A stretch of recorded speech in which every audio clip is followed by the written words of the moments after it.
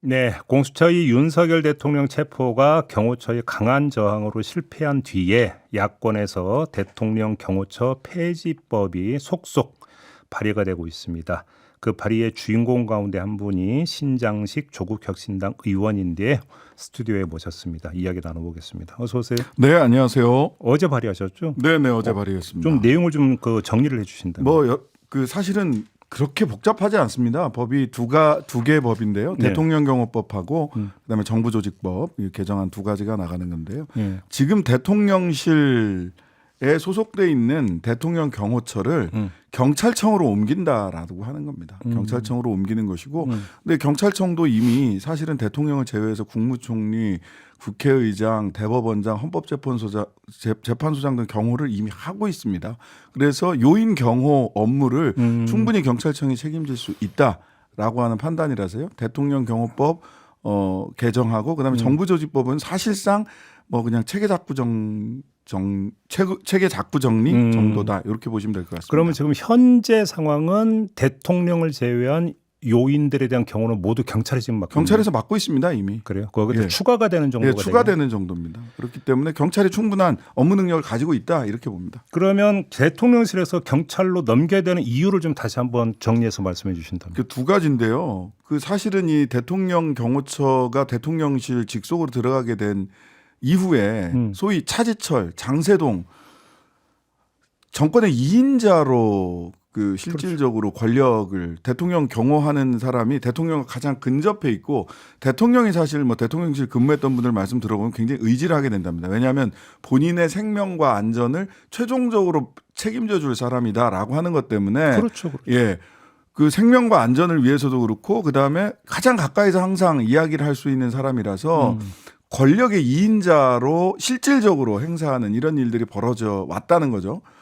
그래서 사실 문재인 정권 시절에도 이거를 이제 경찰청으로 이관하는 네. 검토가 있었고 그랬죠. 그랬는데 실제로 이게 이제 대통령실 이전과 연동돼서 추진이 되다가 광화문 이전, 예. 광화문 이전과 연동돼서 추진이 되다가 이게 경호상의 문제가 발생을 하면서 경호상에 다 해결할 수 없는 여러 가지 문제들이 좀 있었다고 합니다. 당시 검토 사항으로는. 밝히기 힘든.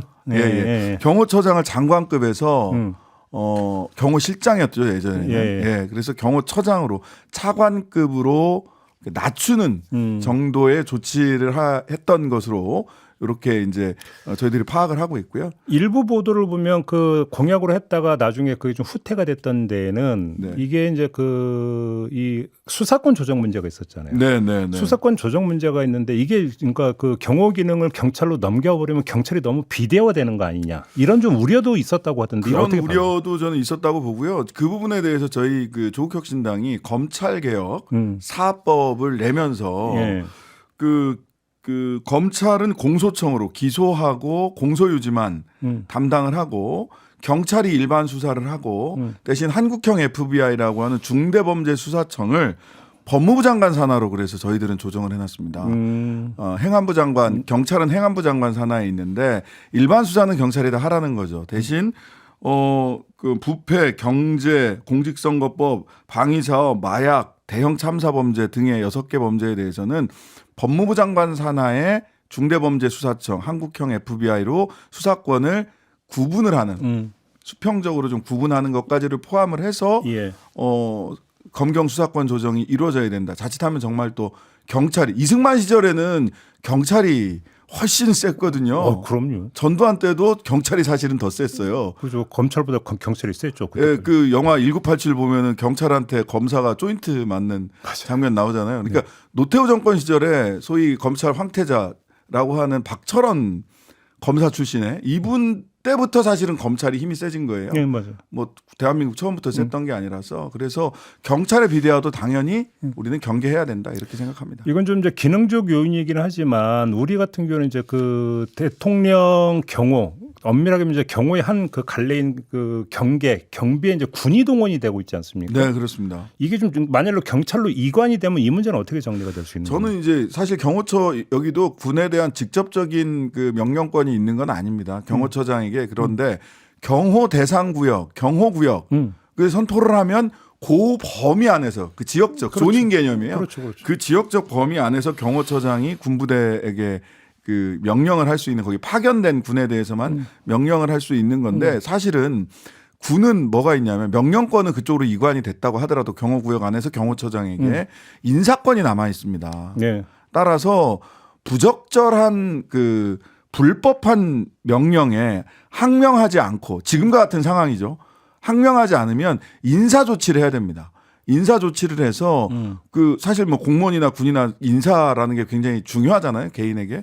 그러면 인사 조치를 통해서 견제할 수 있는 방안이 있었는데 지금은 경호처 권력이 비대화되고 그 대통령과의 관계가 밀착되면서 네. 그런 인사 조치를 통한 군부대의 사용, 군부대를 투입 이번에도 사병들이 투입됐다라는 그렇죠. 것인데 이런 부분들을 제대로 그 체크하고 견제하지 못했던 것이 현실입니다. 그래요. 예. 근데 경찰로 넘어간다면 그런 부분들을 예. 오히려 그 군에서도 충분히 경호 대상 구역에 군을 동원하는 것은 있을 수밖에 없어요. 외곽 경호를 위해서. 그러니까. 근데 그럴 경우에 오히려 지금보다는 대통령과의 거리가 떨어지기 때문에 예.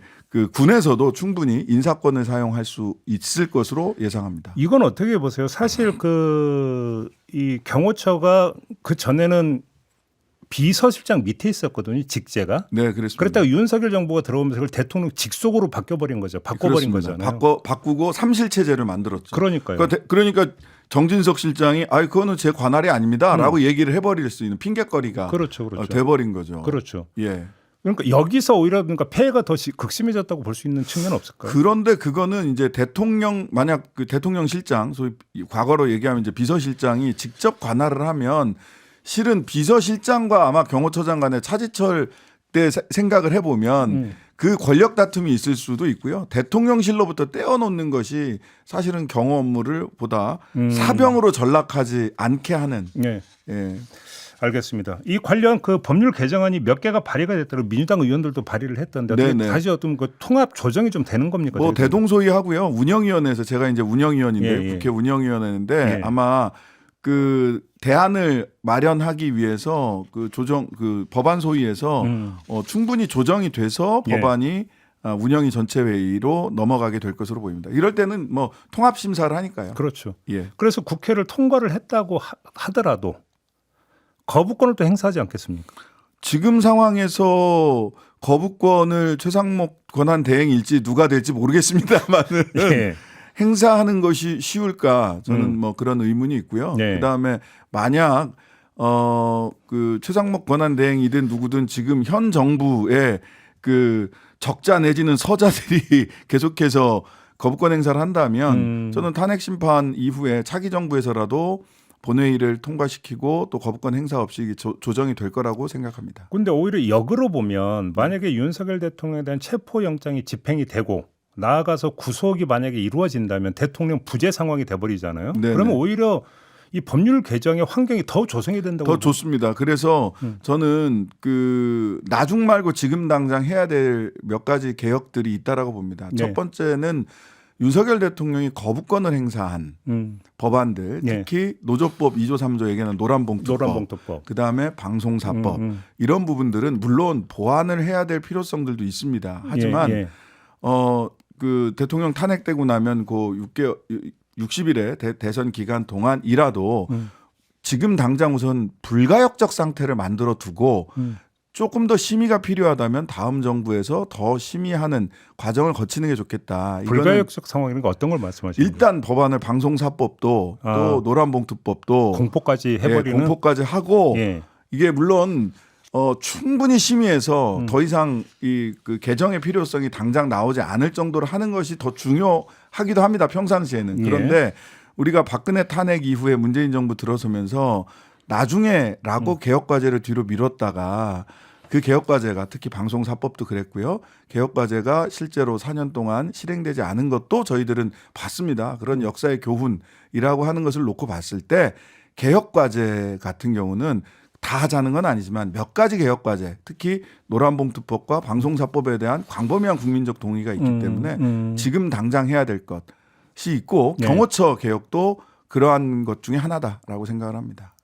그 여기서 각을 약간 틀어서 요걸 한번 가정적 질문이긴 합니다만 지금 대통령에 대한 어떤 체포영장 집행 문제에서 이제 그 경호처법 개정까지 나온 거잖아요. 그렇습니다. 한번 가정해서 만약에 청와대에 그냥 계속 있었다면 어떻게 됐을까라는 상상을 한번 해본데 어땠을 거라고 보십니까? 아, 청와대에 계속 있었다.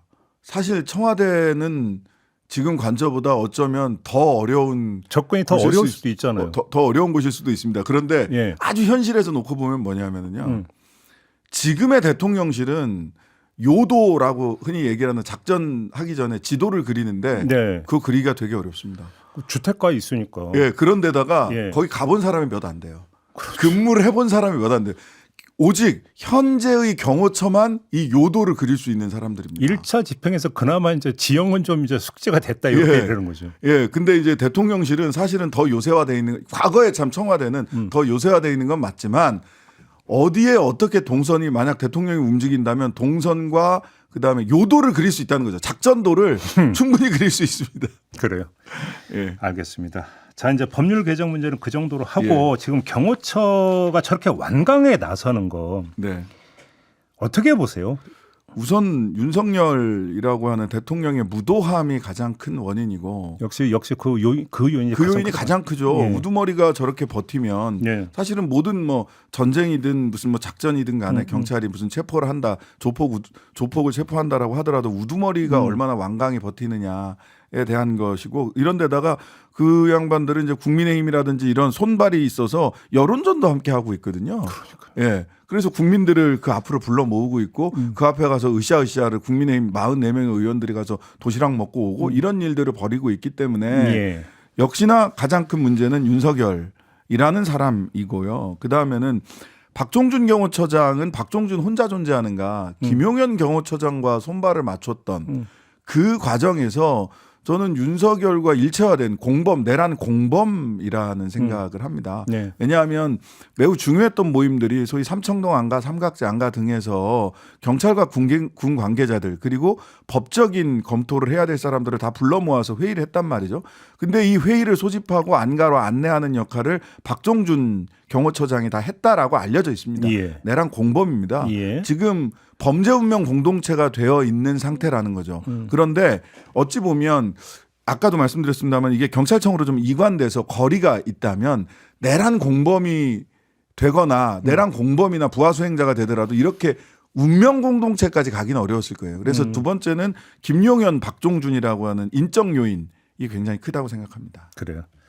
뭐 윤건영 의원은 저희 방송 나와서 이른바 김건희 라인도 있다고 했으니까. 그러니까요. 거기까지 가면 이제 김성훈 차장이나 이런 양반 이런 분들이 그 뭐 이름이 이미 다 나왔으니까 네. 그냥 말씀을 드리면 김건희 라인이라고 하는데 그 김성훈 차장이 그 디올백 건을 가지고 국회에 나와서 그 경호 실패 아니냐라고 제가 물어봤거든요. 주거 침입이라고 얘기를 주장을 하시더라고요. 그래서 그럼 경호 실패 아니냐 그랬더니 경호 실패는 아닌데 주거 침입은 맞다라는 답변을 하셨던 분이세요. 알겠습니다. 네.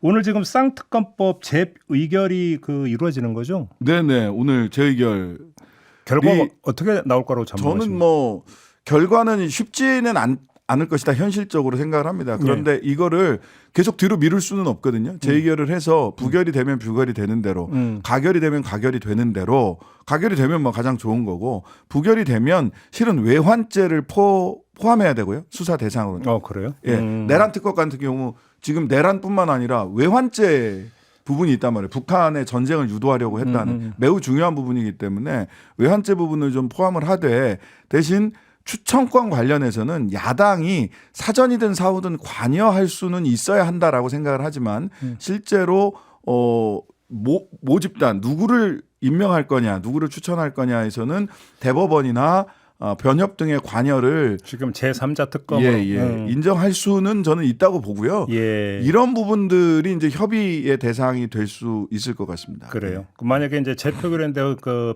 부결에서 폐기가 되면 네, 즉시 재발의해야죠. 재발의하는데 거기서 예를 들어서 그럼 이제 그 수사 내용을 좀 더 이제 다듬는 대신에 그렇죠. 제3자 넓혀야죠. 특검을 수용하는 방안. 그러면 이제 국민의힘에서 좀 이탈이 나올 거라고 보시는 거예요? 예, 저는 뭐 그럴 수 있으리라고 보고요. 예. 뭐 이전에도 제3자 특검이라는 게 그런데 전적으로 제3자가 이렇게 추천을 하고 무조건 임명을 하는 것이 아니라 사전 내지는 사후에 야당이 관여할 수 있는 통로는 좀 열어놔야 된다. 관여라 하면 어떤 겁니까? 라고 생각을 합니다. 예를 들면 야당이 추천한 풀 중에서 대법원이나 변협이 고르는 방법도 있을 거고요. 오히려 거꾸로 예, 절차를. 거꾸로 절차를. 거꾸로. 예, 그런 방법도 있고 사후에 뭐 변협이나 대법원이 추천한 가운데서 풀을 1차로 만들고 2차로 풀을 야당이 좁혀서 대통령에게 가게 하는 방법도 있을 수 있습니다. 예. 알겠습니다. 뭐 어차피 오늘이니까 뚜껑 네. 좀 열어보도록 하고요. 오늘 말씀 좀 여기까지 나눠야 될 것 같습니다. 고맙습니다, 의원님. 네, 감사합니다. 네, 신장식 조국혁신당 의원이었습니다.